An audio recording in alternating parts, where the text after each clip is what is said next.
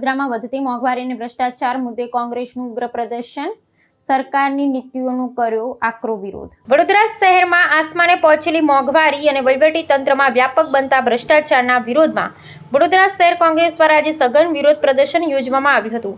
સામાન્ય જનતાના રોજિંદા જીવનને સીધી અસર કરતા આ બંને સળગતા મુદ્દાઓને લઈ કોંગ્રેસના કાર્યકરો રસ્તા પર ઉતરી આવ્યા હતા અને વર્તમાન સરકારની નીતિઓ સામે ભારે આક્રોશ વ્યક્ત કર્યો હતો।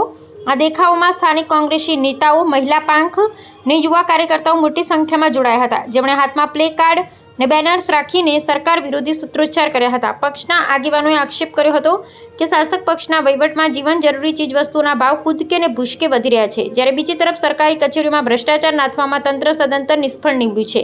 તેમણે વર્તમાન આર્થિક સંકટ શા માટે સરકારની નિષ્ક્રિયતાને જવાબદાર ઠેરવી લોકોના અવાજને બુલંદ કર્યો હતો। વિરોધ પ્રદર્શન દરમિયાન કાયદો અને વ્યવસ્થા જાળવવા માટે પોલીસ દ્વારા ચુસ્ત બંદોબસ્ત ગોઠવવામાં આવ્યો અને માર્ગો પર સ્થિતિ નિયંત્રણમાં લેવા કેટલાક કાર્યકરોની અટકાયત પણ કરવામાં આવી હતી। કોંગ્રેસ પક્ષે સ્પષ્ટ ચીમકી ઉચ્ચારી છે કે જો સરકાર સત્વરે જનતાને સ્પર્શતા મોંઘવારી અને ભ્રષ્ટાચારના મુદ્દે નક્કર પગલાં નહીં ભરે તો આગામી દિવસોમાં વિરોધને વધુ જલદ બનાવી વ્યાપક જન આંદોલન છેડવામાં આવશે। શિક્ષણ મંત્રી ધર્મેન્દ્ર પ્રધાન રાજીનામું આપે।